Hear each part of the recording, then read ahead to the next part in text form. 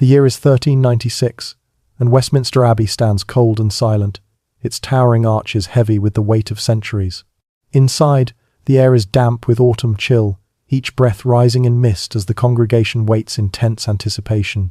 You are a priest, accustomed to the sacred rhythm of weddings and funerals, of coronations and confessions, yet today feels unlike anything you have ever witnessed. Courtiers murmur in hushed tones, servants hurry across the stone floors carrying tapestries and candles, and an unspoken question hangs over the hall. Is this a wedding or a spectacle? The doors creak open, groaning like ancient oaks in a storm, and the wedding procession enters. First comes the king, Richard II, 29 years old, tall, handsome, his golden hair catching the muted light from the stained glass. He walks with deliberate grace, his regal bearing commanding the attention of all. But it is not he who makes the crowd shift uneasily. At his side is a child so small she barely reaches his elbow. Her tiny hand disappears in his gloved palm, her face framed by braids heavy with pearls that seem to drag her head down. She is 6, perhaps 7 at most. This is Isabella of Valois, daughter of the French king, and today, before the altar, she will become Queen of England. You steady yourself against the altar rail as you take in the sight. In your years of service you have blessed many unions. You have seen girls of 12 or 13 given away, their futures bound to men twice their age. Such matches are not unusual, for in this world life is short, uncertain, and politics demands urgency. The Black Death, only 50 years past, has left a shadow that lingers, still reminding rulers that peace must be seized swiftly, secured with the living bonds of marriage before death can undo them. Yet never have you seen a bride so young, so fragile, standing in the hollow echo of so grand a church. The child's face betrays no tears. Instead, her dark eyes widen in curiosity, drinking in the flickering candlelight, the shimmering silks, the sea of jeweled nobles watching her every move. When Richard kneels slightly to speak his vows, his voice is low, almost tender, as though he is addressing not a consort but a ward, a soul to be guarded. There is no hunger in his words, no hint of the monstrous. This union is not of flesh but of politics, a treaty disguised in lace and ceremony. Every noble in the chamber understands. The marriage will not be consummated. The girl will be raised within the English court, taught their language, their customs, until one day she grows into the role fate has thrust upon her. As the ceremony proceeds, a strange mixture of solemnity and unease fills the hall. To the English lords, the moment carries the weight of survival. Their coffers are drained from decades of war. Their people are restless, weary from endless bloodshed. To the French, it is an act of hope, perhaps even triumph, peace secured through the offering of a child. And to you, who must speak the holy words, it is something harder to name. You lift your hand in blessing, steady despite the quickened beating of your heart, and pronounce them, husband and wife. The echo of your words fills the nave, and for a moment the abbey itself seems to pause in contemplation of what has just been sealed. The little queen does not flinch. She curtsies as rehearsed, her small frame nearly swallowed by the cloth of gold that weighs on her shoulders. Somewhere in her innocence lies a strength that no one expects, though none can yet see it. She is not simply a pawn, though she appears to be. She is a child standing on the threshold of a life that will test her in ways no tale of saints or martyrs could have prepared her for. The congregation disperses slowly, some whispering prayers, others trading uneasy glances. Outside, London stirs with the news that a girl of 6 has become the wife of a king. Some will scoff, others will celebrate, but all will watch, for in her small hands rests the fragile thread of peace between two kingdoms that have known little but war. And as you close your book and leave the abbey, one thought remains heavy in your mind. What fate can await such a child in a world where crowns are won and lost by blood, betrayal, and ambition? Isabella's story begins not in the stone halls of Westminster, but in the glittering, turbulent world of Paris. Born on the 9th of November, 1389, within the walls of the Louvre Palace, she was the eldest daughter of King Charles VI of France and Queen Isabeau of Bavaria. From her very first breath, her life was shaped less by her own choices than by the shifting tides of dynastic power. Her father, Charles, was a man of contradictions. In his moments of clarity, he was capable, even admirable, a king with vision for his realm. But his mind was fragile, prone to terrifying storms of madness that transformed him into a stranger. Chroniclers wrote of how he sometimes believed he was made of glass, shattering at the slightest touch, or refused to bathe for months, convinced the water carried poison. At times he raged through the palace corridors with sword in hand, striking friend and servant alike, his eyes wild with paranoia. And yet, between these spells, he could be gentle, affectionate, even playful. For the young Isabella, her father's madness was both a mystery and a terror. Imagine her small figure wandering the ornate chambers of the Louvre, clutching her doll while servants hurried her away from scenes too violent for a child's eyes. One day Charles might laugh and cradle her on his knee. The next he could stare past her as though she were invisible, lost in the labyrinth of his delusions. In such a world, certainty was scarce, and security lay not in the affections of a father, but in the careful calculations of her mother. Queen Isabella of Bavaria was beautiful, intelligent, and ambitious. Where her husband's mind faltered, she maneuvered with sharp clarity. She saw her children not simply as sons and daughters, but as pieces on a board of power stretching across Europe. For Isabella's dark eyes and noble blood were tools, bargaining chips for peace, alliances, and advantage. The girl who played at her mother's feet was destined to become much more than a daughter. Beyond the walls of Paris, the world Isabella was born into was one drowning in war. For 60 years, France and England had clashed in what history calls the 100 Years' War. Entire villages lay in ruins from raids, farmland burned, treasuries emptied, and generations grew up knowing little but loss. Soldiers, hardened and hungry, wandered like shadows across the countryside.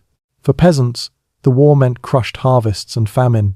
For nobles, it meant endless campaigns and empty coffers. Both realms longed for respite. Yet in an age where treaties were fragile, where parchment could be torn and oaths forgotten, the most enduring path to peace was not ink, but blood sealed in the marriage of children who had no say in their fates. In 1394, across the Channel, grief struck England. Richard II lost his queen, Anne of Bohemia, to the plague. She had been gentle, kind, and beloved by the English people, who called her Good Queen Anne.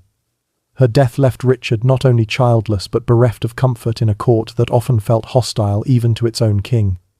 His heart mourned, his throne trembled. A king without an heir was a king whose future was uncertain. And so, whispers began. Whispers that crossed seas and wound through the corridors of palaces. Whispers that perhaps the tiny girl playing in the Louvre might be the key to peace. The idea seemed absurd, even cruel. A child of 6, offered as balm for a war that had already devoured so many lives. But to the diplomats and nobles who dealt in flesh and future, it was a solution of elegance, binding France and England together, not with ink, but with a living bond neither side could easily break. While ambassadors began their cautious dance, trading proposals and counteroffers, Isabella remained blissfully unaware. She still played with dolls, still listened wide-eyed to the tales her nurses told of saints and enchanted lands. Outside her chamber, seamstresses bent over cloth of gold, stitching gowns too heavy for her small body, while tutors whispered English phrases into her ear. Her world was shrinking, reshaped into something she could not yet understand. Far away, in Westminster, Richard grieved his lost queen but listened to the envoys. They spoke of peace, of dowries, of alliances that could quiet the drums of war. And slowly, reluctantly, the king began to hear. For England, weary and bleeding, the promise of truce was too valuable to dismiss. For France, the hope of security was too tempting to ignore. And for Isabella, still a child, the future was being sealed in wax and ink, in the hands of men she did not know. The French proposal was nothing short of audacious.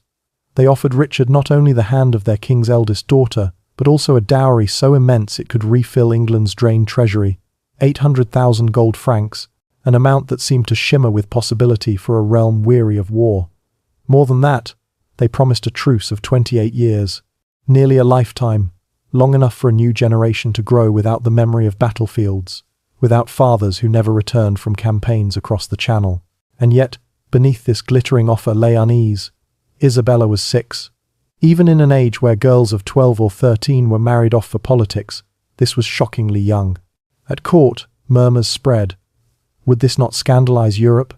Could England truly parade a child as its queen? But the French negotiators had prepared their answer well.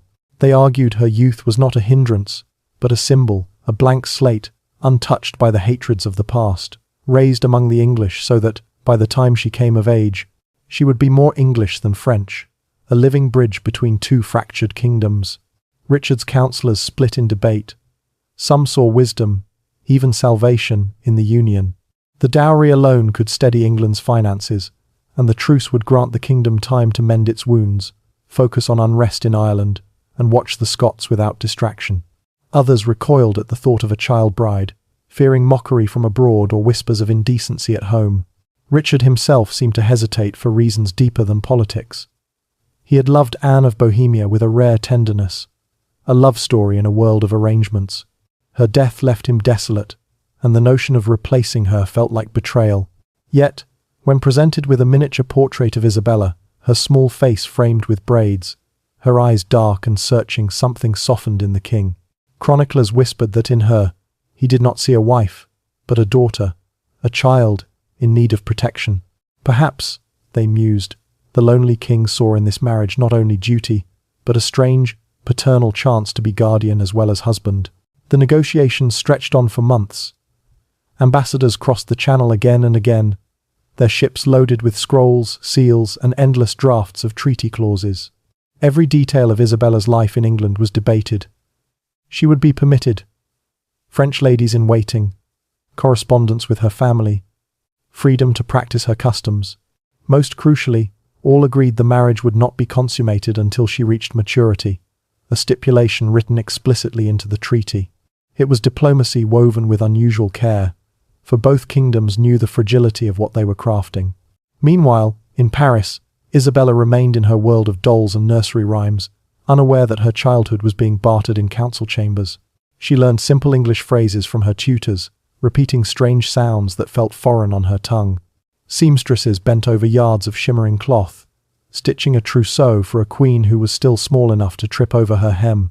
The girl was told she would marry a great king across the sea, but to her it was no more real than the bedtime tales of enchanted forests and fairy queens. By October of 1396, the agreements were complete. Isabella, barely 7, was brought to Calais, the English-controlled port on French soil. There, in the stone halls of the castle, her first wedding to Richard took place, a small, private ceremony, attended by diplomats and nobles, the air thick with the knowledge that history, not love, was being sealed. She wore a gown so heavy with pearls and gold that attendants had to help her walk, and when the time came for vows, Richard knelt to meet her gaze, lifting her chin gently when she seemed frightened. Those present noted the tenderness, the way the king tried to ease her fear in the midst of such solemnity. 1 year later, in Westminster Abbey, England would see its new queen crowned. Crowds filled the streets, pressing so tightly that several were crushed in their desperation to glimpse the famous child bride. The abbey was transformed into a vision of gold and scarlet, roses of England entwined with the fleur-de-lis of France, the air thick with incense and candle smoke. Isabella, her head barely visible beneath her crown, processed through London in a litter decorated with flowers, smiling and waving as she had been carefully instructed. To the people, she was a curiosity, a living promise of peace. To the court, she was a pawn, now fully placed upon the board. The celebrations lasted for days, banquets, music, pageantry. Yet behind the gilded spectacle, whispers remained. Could such a fragile bond truly hold? Could a child raised among strangers anchor the peace of nations? For the moment, England rejoiced, France watched cautiously, and Isabella, now Queen of England, found herself at the very heart of a story she was still too young to understand. The great halls of Westminster soon became Isabella's new world. Richard, mindful of her tender years, arranged a household that blended both French and English attendants, ensuring she would not feel utterly severed from the home she had left behind. She was given her own apartments, chambers filled with embroidered hangings and polished oak, but also barred windows and guarded doors. Protection, yes, but also a reminder that queens, even child queens, lived within invisible cages. Her days settled into rhythm. Tutors guided her through lessons in both French and English, insisting she practice her curtsy in the English style and drink wine rather than the ale her French nurses preferred. Seamstresses taught her how to wear the long trains of English gowns without stumbling. Her tiny hands fumbled with embroidery needles, her small voice repeating English words until they began to feel natural. Piece by piece, she was being shaped into an English queen. Richard himself took a surprising interest in her progress. Despite the demands of rule, he visited her regularly, bringing curious gifts: a finely bound book from Oxford, a carved lute from London's craftsman, even exotic birds brought from Ireland. Each time, Isabella would receive him with careful manners, bowing her head, though gradually her stiffness gave way to a child's genuine delight. He spoke to her gently, never as one would to a rival or equal, but as a guardian eager to soothe her fears. Chroniclers noted his patience, the almost paternal warmth he showed, so unlike the cold detachment expected of a medieval king. At court, Isabella was not entirely alone. Around her were other children of noble families, placed in the royal household to be raised near the crown. Among them, she formed her closest bond with Margaret Holland, just 2 years older but worldly in comparison. Margaret whispered to her which ladies-in-waiting could be trusted, which lords to avoid, and why conversations would suddenly hush when Richard entered a room. In the small gardens behind her apartments, the two girls stitched embroidery together, their chatter mingling lessons in games, politics, and gossip. It was Margaret who first opened Isabella's eyes to the strange undercurrent of tension within the English court. "The lords do not love the king as they should," Margaret confided once, her voice barely above a whisper. "They say he listens only to his favourites. They say he fears his nobles more than he fears his enemies." To Isabella, who had grown up amid her father's madness and her mother's scheming, this sounded familiar. Power was never secure, even for kings. Still, in those early years, 1397 and 1398, her life in England was peaceful. She grew more confident, her English fluent, her bearing regal enough to impress even the most sceptical courtiers. In the abbey, where she had once trembled beneath the crown, she now processed with a steady hand, waving to crowds with practiced grace. To many, it seemed the gamble of her marriage had paid off. England had its queen, France its truce, and for a time the drums of war fell silent. But peace in the medieval world was never more than a pause, a fragile breath between storms. By early 1399, Isabella began to sense the change. The air in court grew heavier, conversations died when she entered, and her ladies whispered behind closed doors. Richard's visits to her chambers became rare, and when he did appear, his face seemed worn, his eyes troubled, his words distracted. He no longer brought books or birds, only silence and long stares toward the windows that overlooked the Thames, as if he were waiting for something to appear on its waters.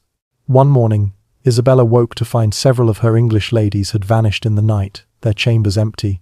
The French attendants gave evasive answers, and by afternoon, she heard shouting in the courtyard, the clatter of boots, the harsh tones of men in armour. Margaret burst into her chamber, pale with fear. "You must pack at once," she urged. "Only what is necessary. We are leaving Westminster tonight." Isabella's heart raced as she asked where they were going. Margaret hesitated, then whispered the word with a weight that chilled her. The Tower. The Tower of London. Palace and fortress, but also prison. For a 9-year-old queen, it was the first time she truly felt what her mother had long known, that royalty was not freedom, but captivity dressed in silk. As the litter carried her through London's darkened streets, guards riding close with swords drawn, Isabella listened to the shouts of the city beyond the curtains. They did not sound like celebration, nor like ordinary bustle, but like something harsher: fear, anger, the raw edge of rebellion. In that moment, the careful illusions of her childhood fell away. She was no longer the curious child who smiled from a litter on Coronation Day. She was a queen entering the shadowed corridors of danger, her fate tied to a king whose crown was slipping fast. At the Tower, Isabella was given chambers that seemed at first no different from those at Westminster, hung with tapestries, furnished with carved chests and cushions, but the details betrayed the truth. The windows were barred, guards stood day and night at the doors. She was not a guest here, she was a protected captive, a jewel placed in a box for safekeeping. Her French ladies were permitted to remain, but most of her English attendants were dismissed. The air in her apartments grew heavy with silence, broken only by whispers exchanged in corners when they thought she was not listening. 2 days after her arrival, Richard came to her. She rushed to greet him as she always had, but stopped short when she saw his face. The proud, golden-haired king she had known looked dishevelled, his clothes rumpled, his eyes restless, haunted. It was as though years had settled on him in weeks. He knelt before her chair as he had once done at their wedding, though this time his voice trembled. "My dear child," he said softly, "our times are troubled. There are men who deny me my crown, who would undo all we have built with your father's kingdom." Isabella, only 9 but sharper than most children, asked the question directly. "Are you still king?" Richard gave a bitter smile. "For now. But Henry Bolingbroke has returned with many lords at his side. I may not protect you as I once could." It was the first time he had spoken to her not as a child to be comforted, but as one who must understand the gravity of her position. She realized, with a clarity that chilled her, that she was no longer just a girl learning embroidery and English phrases. She was a piece in a game played by men who did not see her, but only what she represented: peace or war. Weeks passed in uncertainty. From the barred windows she heard the sounds of London rising and falling, sometimes the bells of churches, sometimes the distant roar of a crowd. But no certain news reached her. The guards would not speak, and her ladies traded only rumours. That Bolingbroke's army grew stronger, that Richard had marched out to meet him, that nobles were abandoning their king one by one. Then, one grey October morning, she heard heavy boots in the corridor. The doors opened, and men entered clad not in the livery she knew, but in new colours, red and gold, the mark of Bolingbroke. Behind them came a man tall, broad-shouldered, with the bearing of one accustomed to command. His eyes, sharp and calculating, fixed on her. This was Henry himself, Bolingbroke no longer, but Henry IV, the new King of England. Isabella rose as she had been taught, smoothed her gown, and curtsied deeply. Henry inclined his head, addressing her as "Your Grace," and in that moment she noticed he still granted her the title of Queen. His words were careful, his tone formal, but she sensed the weight of calculation behind every syllable. He spoke of regret, of the necessity of these changes, of her safety under his watch. She asked him the question that mattered most: "What has become of the king?" Henry's reply was measured, but the truth glimmered in the spaces between his words. "Richard of Bordeaux is no longer king. He has abdicated in my favour." Isabella did not challenge the euphemism. She knew abdicated meant forced. She did not weep, did not cry out. Instead she asked, steady as ever, "What becomes of me?" Henry paused, studying her. Here was a child, but one whose bearing was already regal, whose composure belied her years. To him, she was both danger and opportunity. If he sent her home, he risked France's anger. If he kept her, she was leverage, a pawn of immense value. At last he answered, "That depends on many things: your father's wishes, the counsel I receive, and your conduct in the months to come." And so, Isabella's life shifted once more. No longer queen in truth, yet still queen in name, she became a prisoner wrapped in courtesy. Her days in the Tower continued, outwardly unchanged, yet she knew the fragile protection Richard had given her was gone. She was in the hands of a new king, one who saw her not as a child to protect, but as a card to play. Richard, she would soon hear, was gone. Some whispered starvation, others murder. However it was done, he was dead, and with him, the last piece of her childhood died as well. She had never loved him as a husband. How could she? But he had been kind, had shielded her, had treated her not as a burden but as a soul worth cherishing. In losing him, she lost the only true ally she had ever known in England. The weeks that followed Richard's death were filled with a silence more suffocating than any chain. Isabella was 9 years old, a widow and a queen without a throne, her title suspended in limbo, her body confined within the Tower's grey walls. Courtiers debated her fate as if she were a jewel to be pawned, or a fortress to be traded. Some of Henry's advisers urged that she be sent back to France at once, a gesture of goodwill that would cut the expense of her household. Others counselled the opposite: keep her here, for as long as Isabella remained in English custody, her father, King Charles VI, would tread carefully in his dealings with Henry. Through it all, Isabella learned to wear a mask. She was polite to those who came before her, careful never to appear insolent or resentful. Yet she did not bow too low, nor allow herself to be treated as anything less than what she legally remained, Queen of England, Richard's widow. Her composure astonished those around her. "Remember," her chief lady-in-waiting whispered once as she helped arrange the child's hair, "you are not merely a girl. You are the daughter of France, the Queen of England. Even here, you carry power." Isabella took those words into her heart, holding them like a talisman against the gnawing fear that she was nothing more than a prisoner. But whispers carried through the tower, whispers of Richard's fate. At first, rumours that he had died of grief and neglect. Then, darker tales that he had been quietly murdered on Henry's orders. When confirmation finally reached Isabella, the grief struck with a weight she had not expected. She had not loved Richard as a wife. She was a child, and he had been more guardian than consort. But he had been gentle, had made her feel safe in a foreign land, had visited her with gifts and kindness. In a court of suspicion and calculation, he had been the one steady hand. His death tore away the last thread of security she had known. It was not long before Henry pressed his advantage. Early in 1400, emissaries came with an ultimatum. Isabella would be permitted to return to France, but only if she formally recognized Henry as the rightful King of England and renounced all claim to the crown as Richard's widow. The terms were cunning. If she agreed, her 3 years as queen would vanish, as though they had never been. She would leave England as a child, no longer a sovereign, no longer a symbol of the truce her marriage had secured. If she refused, she risked remaining in the Tower indefinitely, a pawn whose very existence might drag France into war. For weeks, Isabella wrestled with the choice. She longed for home, for her mother's embrace, for the comfort of speaking French without hesitation. Yet to renounce her title felt like betrayal not only of Richard, but of the fragile hope of peace he had died trying to preserve. Her French attendants argued in hushed tones, divided between those who urged her to take safety and those who pressed her to stand firm. Isabella herself, still a child yet tempered by years of courtly instruction, understood one truth. Whichever path she chose, her life was no longer her own. The decision was made for her. From Paris, her father, amid one of his rare lucid periods, sent word demanding her return.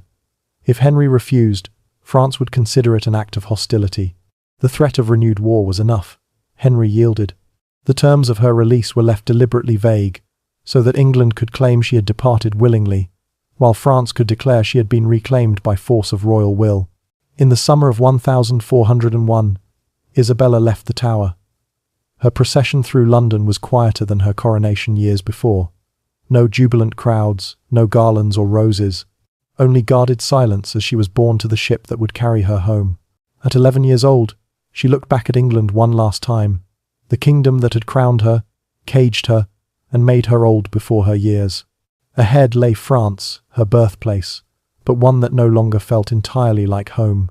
When the ship reached French shores, Isabella stepped onto the land, not as the innocent child who had left, but as a young woman marked by exile, loss, and a strange mixture of loyalties. She spoke French now with the faintest trace of an English accent. She preferred English styles of dress, English manners at table. At her side were the memories of Richard, of Margaret Holland, of the stone walls where she had once traced her finger over maps and dreamed of peace. She had been sent to England as a symbol, and now she returned to France as something else entirely, a queen without a crown, a child already seasoned by the cruelties of power. France greeted Isabella not with the warmth of a long-lost daughter, but with the cold scrutiny of politics.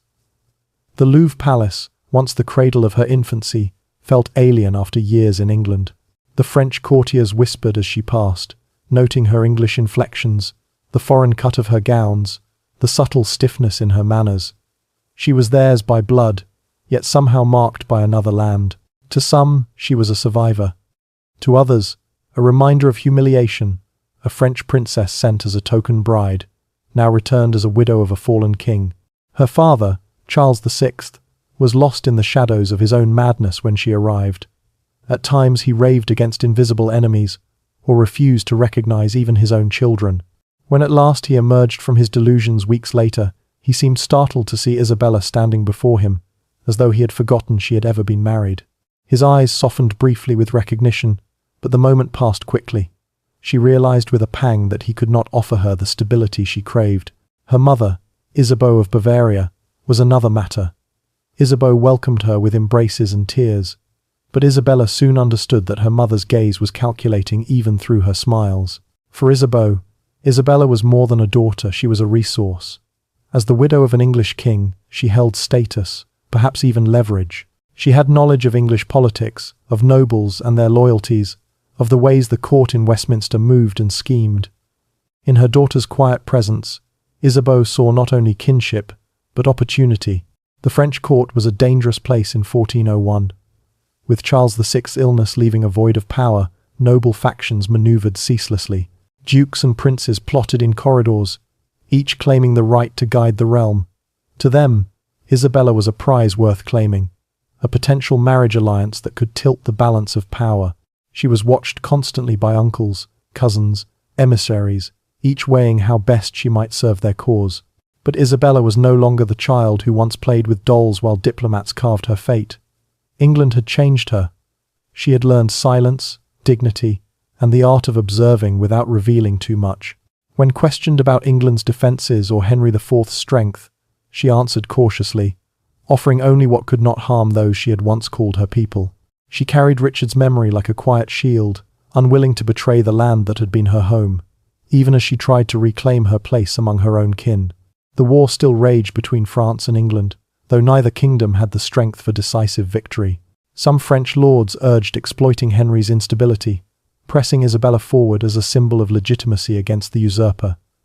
The very thought chilled her. She had seen England suffering with her own eyes, had heard the cries of its people through barred windows. To imagine French armies burning English fields in her name filled her with dread. She spoke carefully, warning of the blood such ventures would spill. Some called her weak for it, others saw wisdom in her restraint. By 1403, her life shifted once again. Charles, Duke of Orleans, her cousin, sought her hand. He was 29, the same age Richard had been when he wed her, but Isabella was no longer a child. At 14, she was aware of herself, her body, her desires. Unlike the first marriage, this was no distant arrangement between strangers. She had known Charles since childhood, had found him kind, cultured, and thoughtful. Their union promised more than politics. It offered companionship, perhaps even love. The marriage took place in June 1406 at Notre Dame in Paris, a dazzling spectacle meant to wash away the bitter memory of her first wedding. This time she walked the aisle with confidence, a young woman in a gown of deep blue silk, crowned with sapphires that caught the sunlight streaming through the cathedral windows.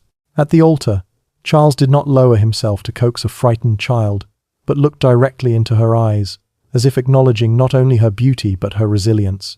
When they exchanged vows, their voices rang strong, unshaken by doubt. The feast that followed glowed with music and wine, troubadours singing of love's triumph, nobles raising their cups in celebration. Isabella, now 16, felt for the first time the stirrings of belonging not as a pawn, but as a woman choosing her path. As she laughed with Charles, as she touched the hands of poets and scholars who flocked to his cultured court, she understood that her story was no longer only about survival. It was about shaping a life that, though marked by tragedy, could yet hold joy. The years that followed her marriage to Charles of Orleans were, for a brief time, among the happiest Isabella had ever known. Charles was no ordinary noble. He was a man of letters as much as of arms, a patron of poets and artists, one who delighted in conversation, music, and books. In him, Isabella found not a guardian or political custodian, but a partner. Their court at Blois shimmered with refinement, illuminated manuscripts copied by monks, troubadours singing verses beneath vaulted ceilings, scholars debating theology and philosophy by candlelight. Isabella flourished in this atmosphere. The girl who had once been passed from palace to palace, bartered as a living treaty, now began to carve out her own identity. She commissioned manuscripts, wrote letters to scholars, even established a scriptorium to preserve precious texts. Her experience in England had given her a perspective rare among French nobles. She spoke not only the language but understood the customs of another kingdom. Visitors remarked on her wisdom, her grace, her curiosity. For the first time, Isabella was no one's pawn. She was a duchess in her own right, shaping her household with her intellect and will. In 1407, she bore her first child, a daughter named Jeanne. Against the advice of physicians, Isabella insisted on nursing the baby herself. To her, this was more than maternal instinct, it was a promise She had grown up without steady love, without the certainty of a stable family. Her daughter would not suffer the same. Cradling Jeanne in her arms, she whispered vows in both French and English, promising her a life of warmth and protection, free from the political storms that had scarred her own childhood. Charles, too, embraced fatherhood with tenderness. He often slipped away from duties to spend time in the nursery, reading softly to the infant, marveling at the tiny hand curled around his finger. For a while, their household was filled with laughter, music, and the fragile peace of domestic joy. But peace in France, like peace in England, was never meant to last. That same year, Charles's father, Louis of Orléans, the king's brother, was murdered in Paris by agents of the Duke of Burgundy. The assassination sent shockwaves through the kingdom. In an instant, Isabella's husband was no longer simply a cultured noble. He was the head of the Orléans family, a marked man in a civil war that was only beginning to ignite. The carefree refinement of their court vanished overnight. Guards multiplied. Letters were intercepted. Every journey carried risk of ambush. Charles grew harder, driven by grief and vengeance, and Isabella was thrust into a new role, not just wife and mother, but political ally and protector. She supported him as he gathered allies, as he planned for the inevitable conflict with Burgundy, even as her heart ached at the violence that loomed. Amid this turbulence, Isabella gave birth again, this time to a son, Charles, in 1408. Holding him, she felt the weight of both pride and dread. A boy meant security for their house, a promise of continuity, but he was also a target. She poured herself into his upbringing with the same intensity she had given to Jean, ensuring he would be educated not only in arms and languages but also in diplomacy, for she knew too well how quickly swords could undo what words had built. Yet her devotion came at a cost. In 1409, when she gave birth to her third child, a daughter named Marguerite, complications nearly claimed her life. For days she hovered between life and death, fevered and weak, while Charles kept vigil at her bedside. Physicians warned that another pregnancy might kill her. Isabella survived, but her health was left permanently damaged, her body weakened, her strength often stolen by illness. She was not yet 20, but she bore the exhaustion of a woman twice her age. Even so, she refused to retreat from duty. When Charles rode to war, she managed their lands, oversaw supplies, negotiated with allies. Her letters from this period reveal a sharp mind, precise and diplomatic, unafraid to challenge even seasoned counselors. She was more than a duchess, more than a wife. She was becoming a stateswoman. But the war between Orléans and Burgundy worsened, spreading ruin across France.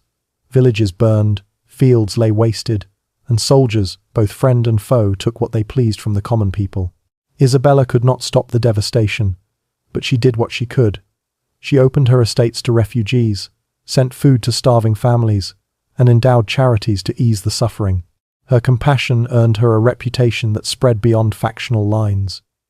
Even those who opposed her husband's cause spoke of her as a lady of grace and mercy. Yet behind the strength, her body faltered. The near-fatal childbirth had left her vulnerable, and physicians warned her daily to conserve her strength. She listened politely, then returned to her work. To rest was to be useless, and Isabella had never tolerated uselessness. By 1410, her world had narrowed to a balance between illness and duty. Burgundy's agents plotted, England whispered of intervention, and Charles pressed for revenge.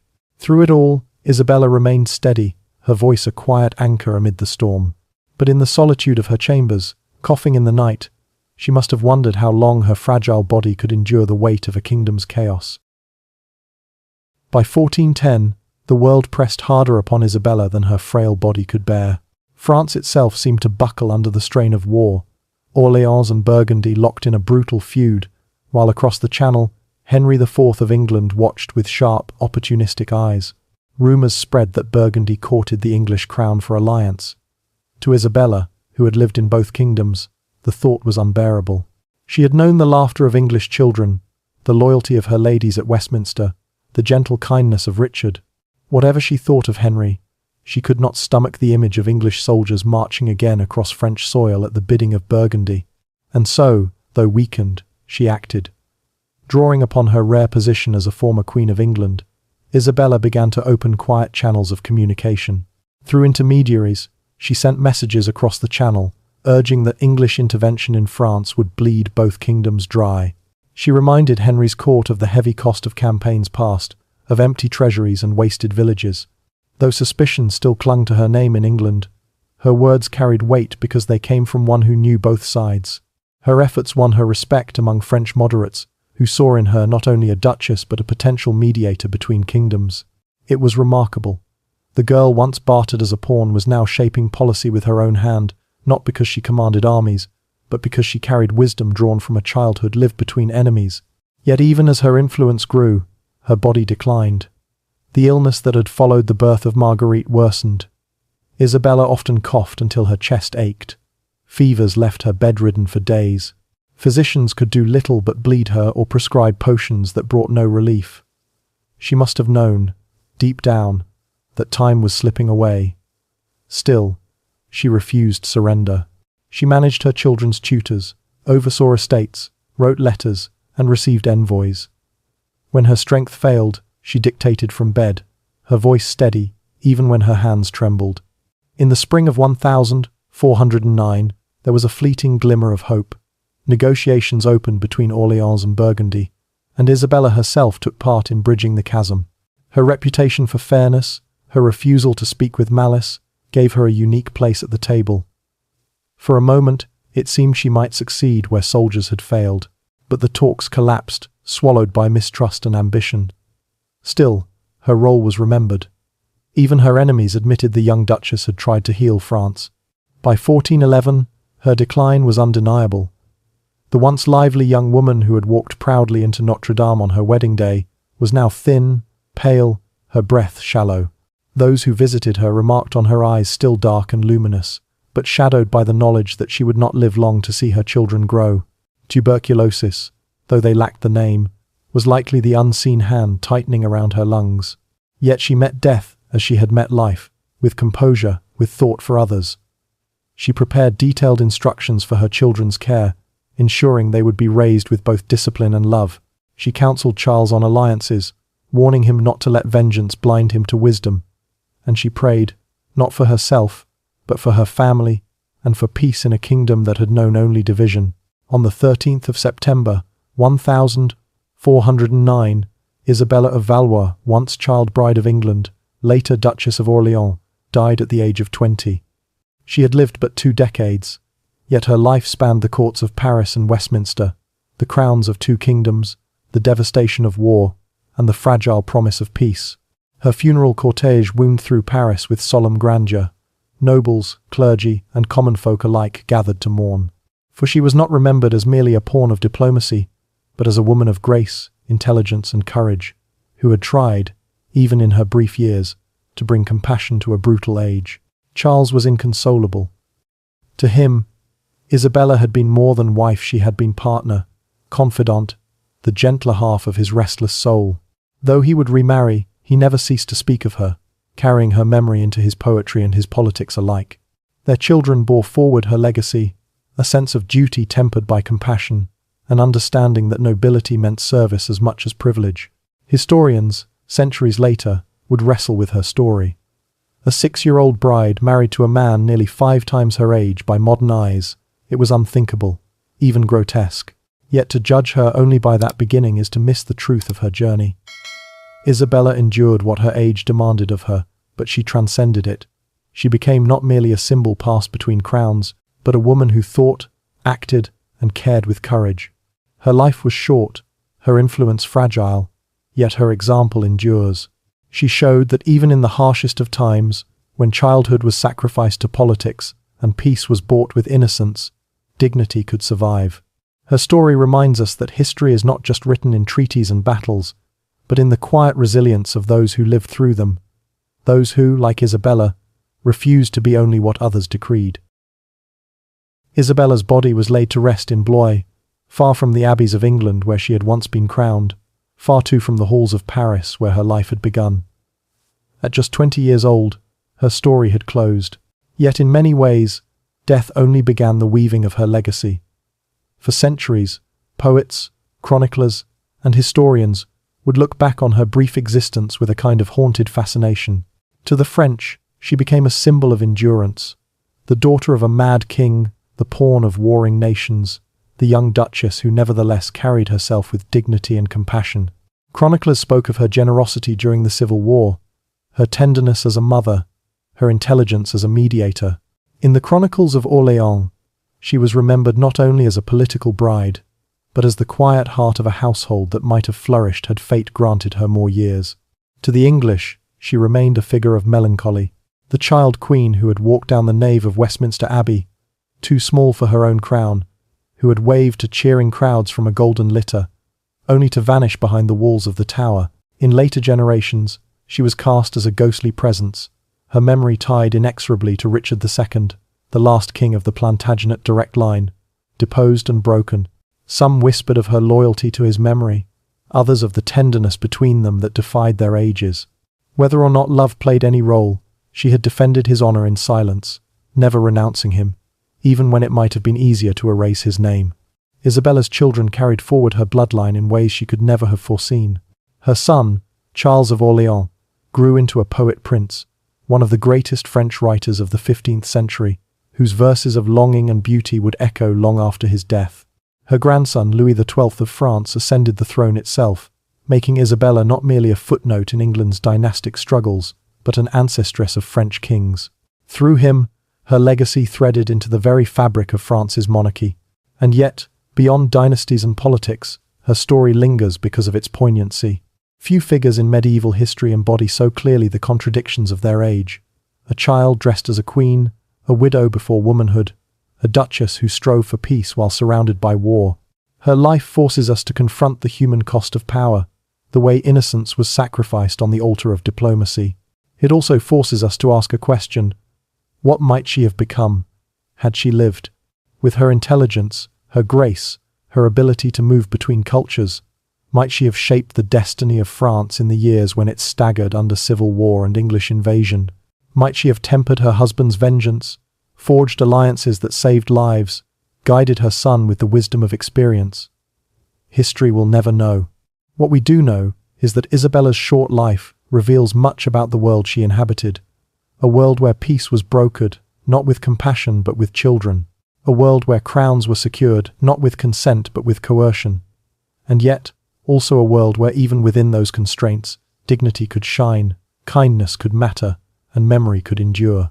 When we recall Isabella of Valois, the child queen of England, the young Duchess of Orléans, we are reminded that history is not only the story of kings who fought and men who conquered, it is also the story of those who bore the weight of their ambitions, the children who became brides, the women who became widows, the voices too often silenced. Isabella's voice is faint across 6 centuries, but it is not gone. It speaks to us still, in the echo of cathedral bells, in the scratch of a poet's pen, in the flicker of candles before a tomb where a young woman rests, having lived too briefly, yet left a mark far deeper than anyone could have imagined.